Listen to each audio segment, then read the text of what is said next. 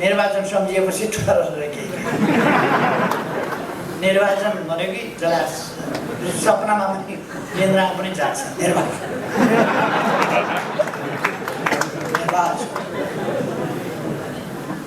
अनि कुरा गर्ने लोकतन्त्रका निर्वाचन भनेपछि जनतालाई दिएको दुःख, जनताका अगाडि ढाँटेका कुराहरू, जनतालाई दिएका प्रताडना, देशका विरुद्ध गरेका कुकर्महरू सबैको हिसाब किताब जनताले गर्छ भन्ने थाहा छ। त्यसै कारण निर्वाचन भनेपछि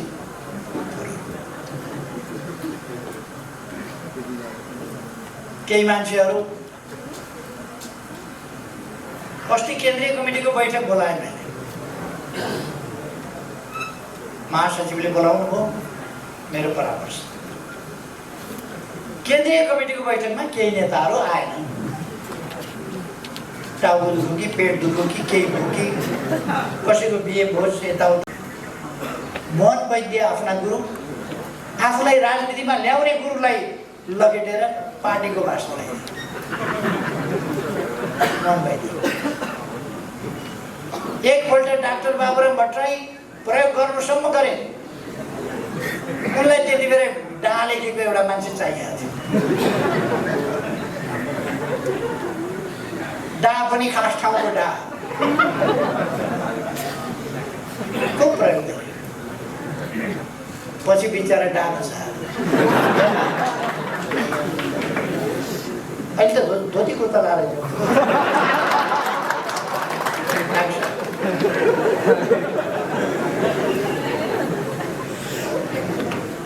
मान्छे झुक्याउन त्यता जानुपर्छ, झुक्याउनका लागि।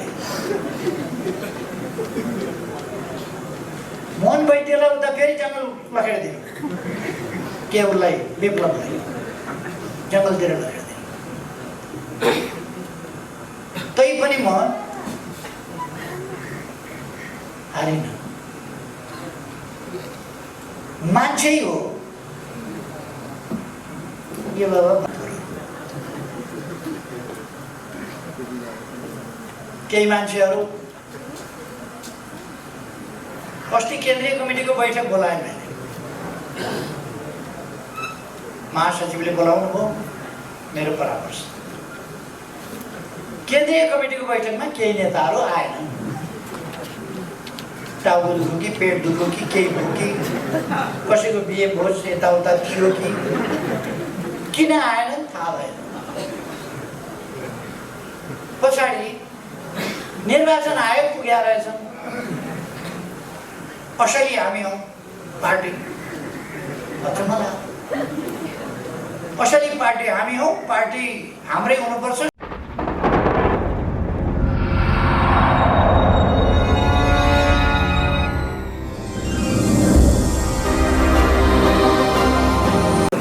प्रदेश नम्बर 1 कै बेला भएको हुनाले अलिक थकित हालतमा भए पनि यहाँ उपस्थित हुनुभयो।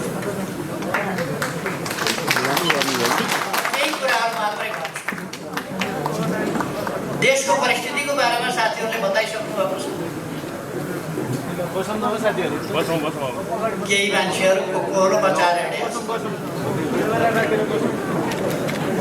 हल्ला खल्ला गरेर हिँडेका छन्। केहीलाई बडो पीर पनि परेछ त्यस कुरा। देश बर्बाद हुन लाग्यो, देश डुब्नै लाग्यो।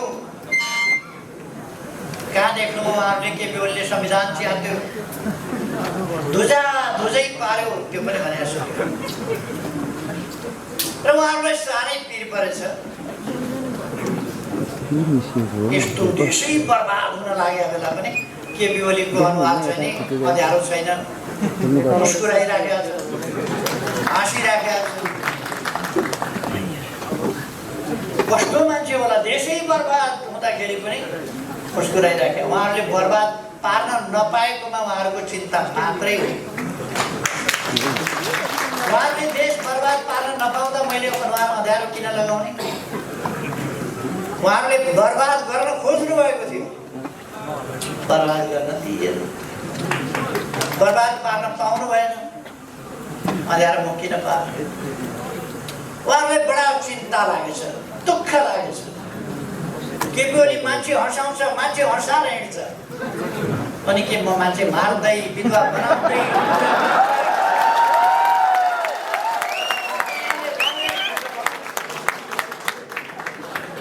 मैले दुनियाँलाई रुवाउँदै हिँडौँ, हँसाउँदै हिँड्छ मान्छे। म देशैको अनुहारमा मुस्कान ल्याउन चाहन्छु। म हाम्रा बालबालिकाको अनुहारमा मुस्कान ल्याउन चाहन्छु, हाम्रा किशोरहरूको किशोरीहरूको अनुहारमा मुस्कान ल्याउन चाहन्छु, हाम्रा युवाहरूको अनुहारमा मुस्कान ल्याउन चाहन्छु, हाम्रा बाआमाहरूका अनुहारमा मुस्कान ल्याउन चाहन्छु। अनि मजदुर किसानहरूका अनुहारमा। त्यसै कारण हामी थुप्रै कामहरू गरिरहेका छौँ गरिबका लागि, जनताका लागि। सडकमा बालबालिकाहरू रहनु हुँदैन अभिभावकविहीन भएर, उनीहरूका आँखामा आँसु हुनु हुँदैन, उनीहरूका चेहरामा मुस्कान हुनुपर्दछ। सरकारले अभिभावकको काम गर्नुपर्दछ भनेर मैले भनेको छु र त्यो काम हामी गरिरहेका छौँ। अनि विभत्स क्रियाकलाप, विभत्स दृश्य हेरेर दुनियाँ रुवाएर, रुवाउने पनि एक किसिमले हो र। कसैको घोडा खोस्याएको छ, कसैको गाडी खोस्याएको छ, कसैको खेत खोस्याएको छ, कसैको घर खोस्याएको छ, कसैको पैसा खोस्याएको छ। रुवाउने पनि तरिका एउटा मात्रै हो र। मारेर पनि रुवाएको छ, कुटेर पनि रुवाएको छ, लुटेर पनि रुवाएको छ। अनि मैले हँसाएँ भनेर पिर गरेको छ। मान्छे हाँसेर जोक गरिरहेछ,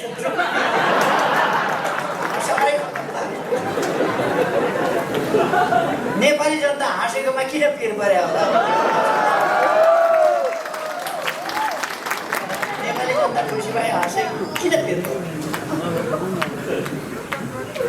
रुवाउन खोजेका थियौ, सक्दैनौ, सकेनौ, रुवाउन दिने।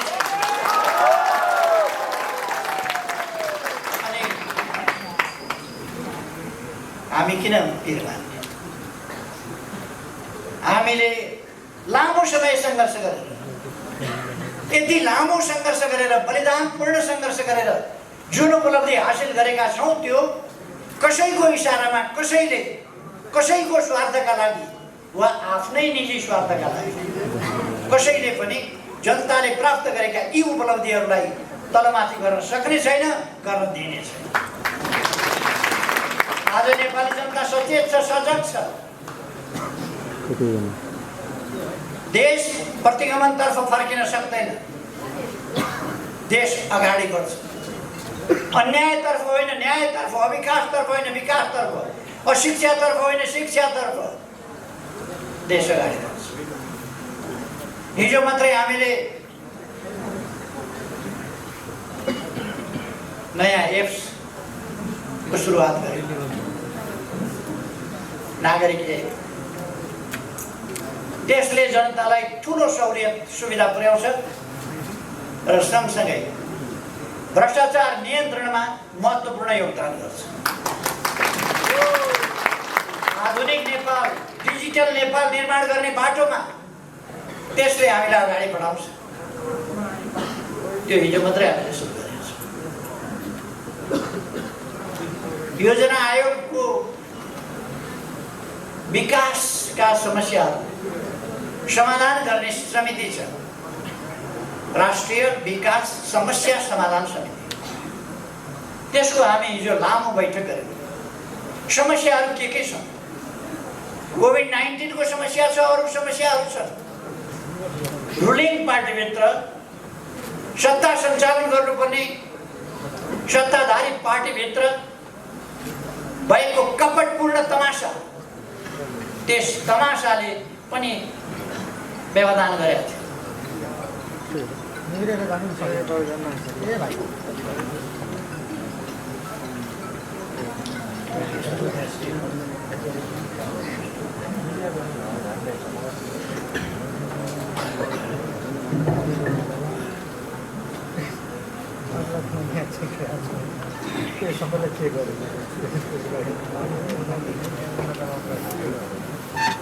त्यसमा हामीले छलफल गरेका। अब आगामी दिनमा हामी कसरी अगाडि बढ्छौँ?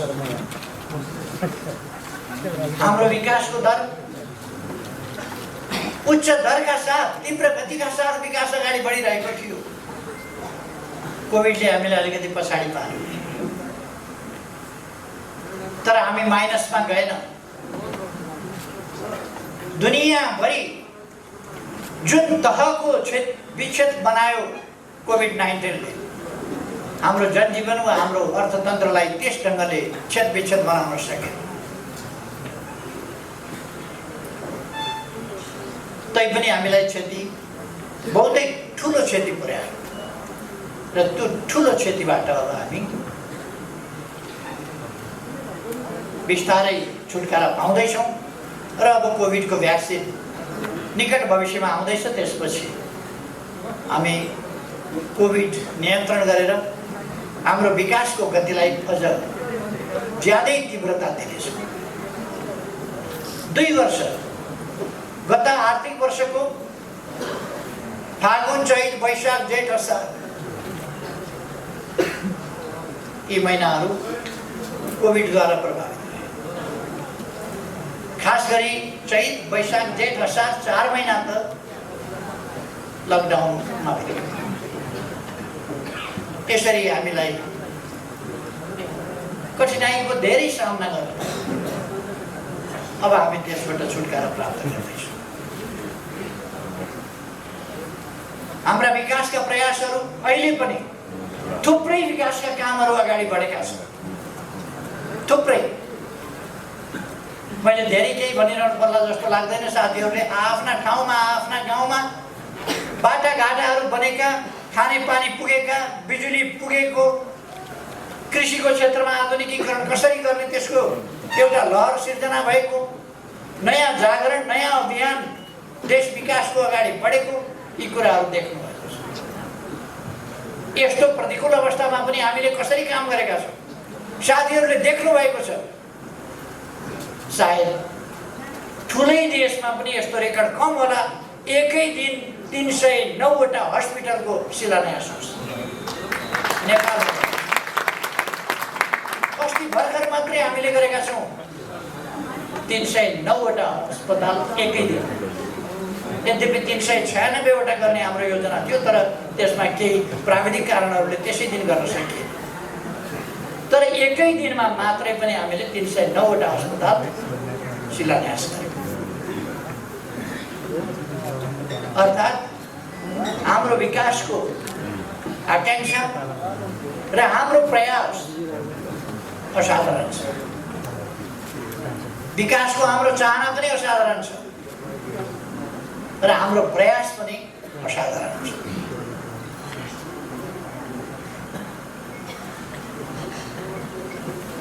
पहिले निर्वाचनमा जाँदा देश सङ्कटमा परेको छ। पहिले नभए पनि त 1.5 वर्षपछि त निर्वाचन हुन्थ्यो। भनेपछि 1.5 वर्षपछि त देश त सङ्कटमा पर्ने नै रहेछ। यी मान्छेहरूको परिभाषामा के भने निर्वाचन भनेको देश सङ्कटमा पर्नु रहेछ, अथवा निर्वाचन नगर्ने प्रणाली यिनलाई चाहिए रहेछ। सत्ता कब्जा गर्ने, जनताको अभिमतमा नजाने, जनताको भोटमा नजाने, जनादेश नमान्ने, भन्दाखेरि जनादेश लोकतन्त्र नमान्ने, लोकतन्त्रको नाम जप्ने। तपाईँहरूले सुन्नु, अदालतले यदि हामीले भनेको मानेन भने हामी जनताद्वारा फैसला गर्छौँ। जनता नै सबैभन्दा, ए बाबा, लोकतन्त्रमा जनता त सार्वभौम सत्ता छ, महान छ, तर स्वतन्त्र न्यायालय पनि हुन्छ। लोकतन्त्रमा स्वतन्त्र न्यायालयले स्वतन्त्र ढङ्गले फैसला गर्छ, गर्न पाउनुपर्छ। त्यो लोकतन्त्र हो। जनता सार्वभौम छन् भनेपछि अदालत चाहिँदैन। लोकतन्त्रमा अदालत हुँदैन। जनता सार्वभौम छन् भनेपछि कुनै अड्डा चाहिँदैन। जनता सार्वभौम छन् भनेपछि पार्लियामेन्ट चाहिँदैन। जनता सार्वभौम सत्ता सम्पन्न छन् भनेपछि सरकार चाहिँदैन। लोकतन्त्रका मूल्य मान्यताहरू हुन्छ। जनता सार्वभौम छ, अन्तिम निर्णय, अन्तिम फैसला जनताले गर्छ जस्तो आगामी निर्वाचनमा गर्नेवाला छ। निर्वाचन सम्झिएपछि तर केही निर्वाचन भनेको कि जसलाई सपनामा पनि केन्द्रमा पनि जान्छ निर्वाचन।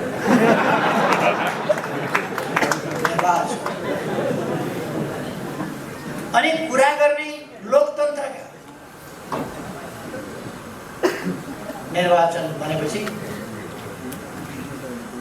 जनतालाई दिएको दुःख, जनताका अगाडि ढाँटेका कुराहरू, जनतालाई दिएका प्रताडना, देशका विरुद्ध गरेका कुकर्महरू सबैको हिसाब किताब जनताले गर्छ भन्ने थाहा छ। त्यसै कारण निर्वाचन भनेपछि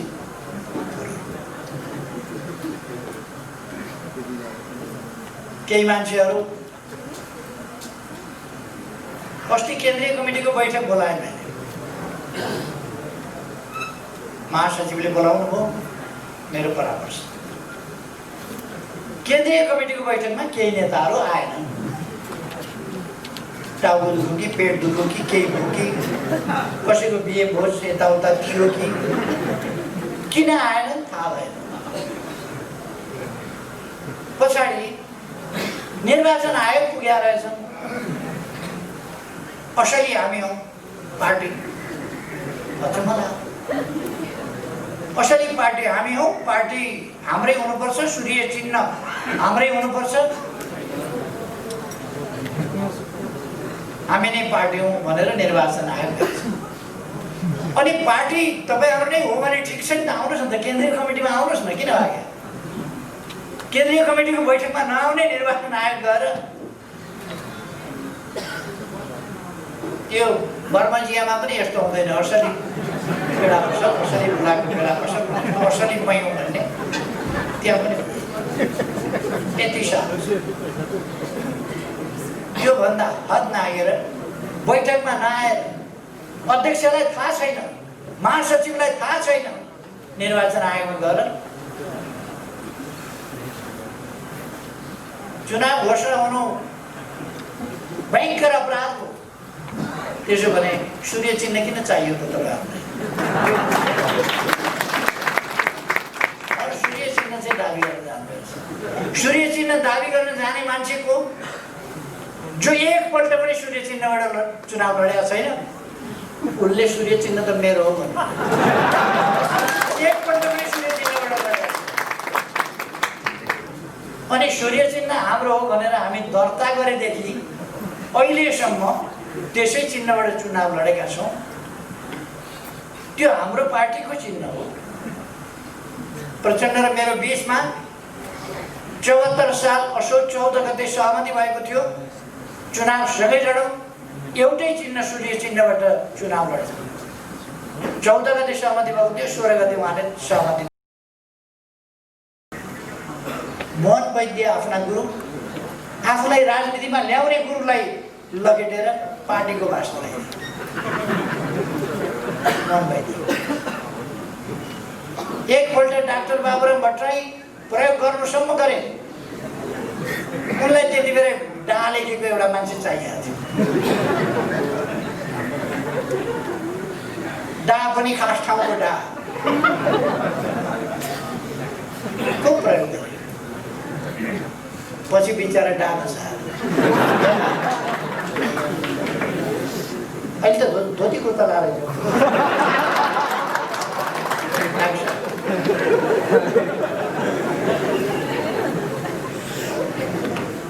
मान्छे झुक्याउन त्यता जानुपर्छ। झुक्याउनका लागि मोहन वैद्यलाई उता फेरि जङ्गल लखेडिदिनु। के उसलाई विप्लवलाई जङ्गलतिर लखेडिदिनु। तै पनि म हारिन। मान्छे हो यो बाबा। भालुलाई त मान्छेले ल्याएर तालिम दिएको छ, बाँदरलाई त मान्छेले ल्याएर तालिम दिएको छ, त मान्छे हो किन तालिम दिन सकेन भनेर समाजले ल्याएर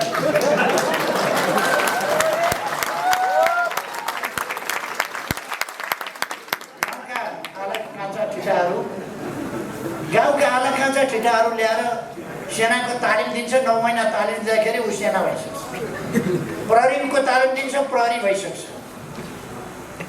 अलिक समय खेलाएपछि सर्कसमा केटाकेटीहरू सर्कसबाज भइसक्छ, अलिक समय तालिम लिएपछि खेलाडी भइसक्छ, अलिक समय वाद्यवादन सिकायो भने बजाउन राम्रै जान्ने भइसक्छ। यो कम्युनिस्ट तालमा हिँड्नलाई 3 वर्ष सिकाएँ मैले, तालिम दिएँ।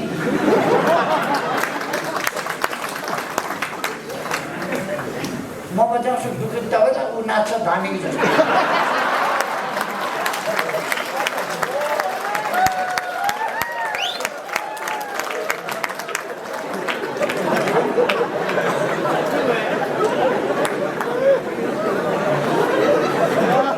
हामी नाच्दा नाच्दै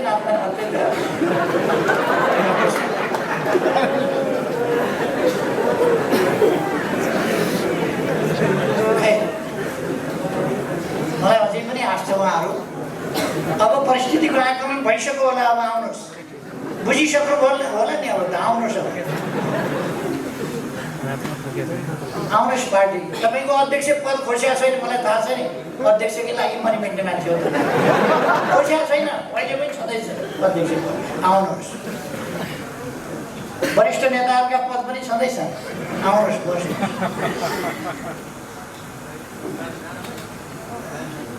उहाँहरू रन्थनिएर कुद्नुभएको छ, कहाँ कुद्नुभएको छ, मनपरी बोल्नुभएको छ, मुख सार्नुभएको छ, जथाभावी बोल्नुभएको छ। यस्तो हुँदाखेरि पनि केपी ओली मुस्कुराउँछ। के भयो? चुनाव हुँदैछ, चुनाव हुँदैछ,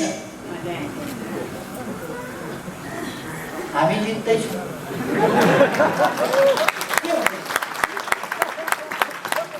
चुनाव भनेकै त्यही हो, कसैले जित्नै पर्दैन। आउनुहोस्, पार्टीमा आउनुहोस्, पार्टीमा आउनु भने चुनावमा आउनुहोस्, अरू के गर्नुहोस्। अब प्रदेश नम्बर 1 का साथीहरूसँग भन्न चाहन्छु, नाम 1 नम्बर भएपछि काम कति नम्बर गर्नुपर्छ? नाम चाहिँ 1 नम्बर, काम चाहिँ 7 नम्बर। 1 नम्बर नाम राखेपछि प्रदेश नम्बर 1ले त नाम फेर्नै मानेको छैन। 1 नम्बर हामी छौँ, 1 नम्बर।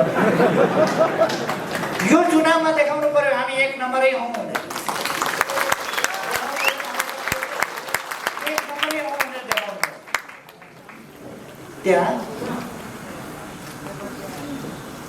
विशुद्ध खालका तत्त्व, गलत खालका तत्त्वहरू, धोकेबाज तत्त्वहरू, त्यस्ता तत्त्वहरूलाई सबक सिकाउने बेला यही हो। देशप्रति बेइमानी गर्नेहरूलाई जनताले सबक सिकाउने बेला यही हो। वामपन्थी आन्दोलनप्रति बेइमानी गर्नेहरूलाई वामपन्थीहरूले सबक सिकाउनु पर्ने बेला यही हो। त्यसकारण म साथीहरूलाई भन्न चाहन्छु, तपाईँहरू धनुबाट छुटेका बाण जस्तो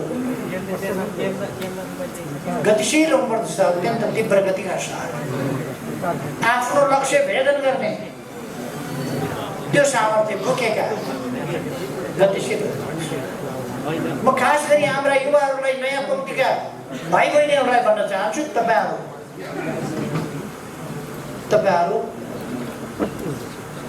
कि मनमा एउटा कुरा बाहिर अर्को कुरो राख्ने यस्ता तत्त्वहरूको भ्रममा कतै नपरे